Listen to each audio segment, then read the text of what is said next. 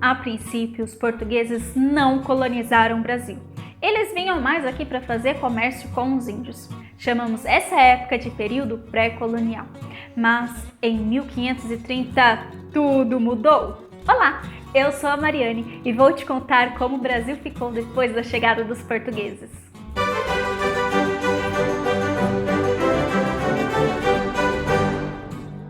Em 1530, o rei Dom João III percebeu que outros países estavam interessados na nossa terra.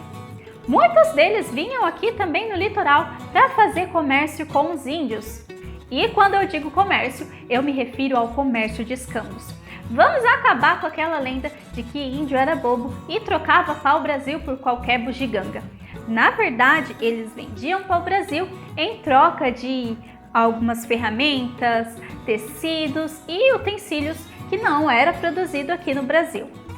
Para conter a ameaça dos outros países europeus, o rei Dom João III divide o Brasil em 14 capitanias hereditárias. Vou deixar o link aqui em cima de uma live que eu contei essa parte da história de um jeito muito engraçado que você não vai esquecer. Então, depois desse vídeo, confere lá essa história. Mas enfim, essas capitanias são doadas a nobres portugueses. Doada é modo de dizer, porque no documento que o rei assinou falava que ele poderia pegar a terra de novo assim que ele achasse necessário. Donatário é o nome que se dá a esse nobre que recebeu a capitania hereditária. Ele deveria povoar e fazer com que a sua capitania rendesse lucro, principalmente a coroa portuguesa. E tudo isso sem receber nenhum tipo de ajuda financeira do rei. Por outro lado, tinha também alguns benefícios, como criar a vila e poder doar as sesmarias. Bom, um resumo bem resumido, as sesmarias é como se ele pegasse um pedaço da sua propriedade e doasse a outra pessoa que também investiria seus recursos para colonizar aquela terra. Mas atenção, as sesmarias não poderiam ser doadas a judeus ou a quem não tivesse a nacionalidade portuguesa. E foi assim que o Brasil ficou no início da colonização. Muitos estados ainda hoje levam o nome das suas capitanias hereditárias, que é o caso do Ceará, de Pernambuco, do Espírito Santo e do Maranhão. As capitanias que pertenciam aos donatários eram enormes, muito maior do que o país natal dos portugueses. A única referência que usaram para fazer essa divisão foi o Tratado de Tordesilhas. E se você quer um vídeo explicando melhor o que foi o Tratado de Tordesilhas, deixa aqui embaixo nos comentários. O rei e seus conselheiros não levaram em conta a geografia do local, nem as divisões que já existiam feitas pelas comunidades indígenas. Eles só pegaram uma régua e dividiram desse jeito aí que você está vendo. E com os lotes tão grandes assim, os donatários tinham muito trabalho. Eles primeiro deveriam desmatar o pedaço de terra, construir o engenho e também começar a plantação da cana-de-açúcar, que era muito lucrativo na época, já que todo nobre europeu queria a nova especiaria que adoçava as bebidas e viciava o paladar. Sem falar que essa monocultura era perfeita para colonizar o nosso país, já que exigia uma grande área de desmatamento para construir o engenho e também para a lavoura. O processo era muito dinâmico, era um ciclo sem fim. Primeiro, ele deveria plantar a cana-de-açúcar, que era colhida, levada ao engenho para fazer a produção do pão de açúcar.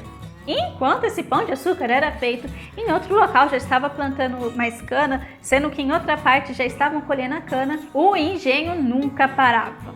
E além disso, os donatários precisavam defender constantemente o litoral da capitania, já que eram constantemente atacados pelos outros países europeus que não estavam nem um pouco de acordo com o Tratado de Tordesilhas. Para todo esse trabalho era necessária mão de obra. A princípio começaram a usar a mão de obra escravizada indígena. Como eu falei para você, tinha muito desmatamento e com isso várias comunidades indígenas eram destruídas.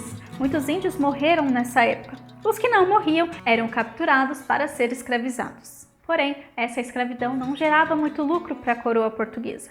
Até existia uma lei em que dizia que o colono poderia ter quantos escravos nativos desejasse, mas deveria enviar anualmente para Lisboa 39 escravos índios como forma de pagamento de imposto. Como era de se imaginar, essa lei não era muito cumprida, até porque era difícil a fiscalização. Então, começou uma campanha para que se usasse mais escravizados africanos.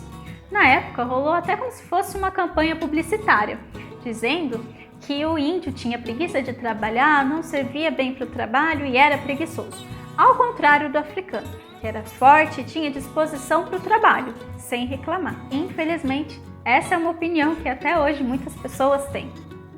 Mas voltando a falar dos donatários, eles eram o líder supremo da sua capitania. Eles que faziam as leis e eram como se fossem juízes. Eles poderiam condenar ou inocentar alguém, podendo até fazer a condenação da pena de morte. Mesmo com tudo isso, eles não estavam livres de pagar os impostos. Por exemplo, pagar 10% de tudo que era produzido na sua capitania e 20% das pedras preciosas que nela encontrasse. Apesar de parecer pouco, os impostos eram bem altos e não demorou muito para que esse sistema começasse a afundar, já que não era possível tirar tanto lucro assim da capitania, tendo que pagar os impostos, defender litoral, defender os engenhos também, que estavam sendo atacados constantemente por índios que estavam tentando defender as suas terras e também libertar os seus familiares. Só tiveram duas capitanias que realmente conseguiram dar certo, que foi a de Pernambuco e a de São Vicente, que fica mais ou menos onde está o nosso atual estado de São Paulo. Então, para resolver essa situação, em 1548, a coroa portuguesa instala aqui no nosso Brasil o sistema de governo geral. Mas esse é um assunto para um próximo vídeo. E para você não perder, não se esqueça de se inscrever no canal e ativar as notificações. Gostou do conteúdo? Te ajudei com aquela aula de história que você não entendeu nada? Então curte, comente e compartilha com seus amigos. Aqui na tela eu vou deixar mais 2 vídeos para você continuar assistindo. Tchau!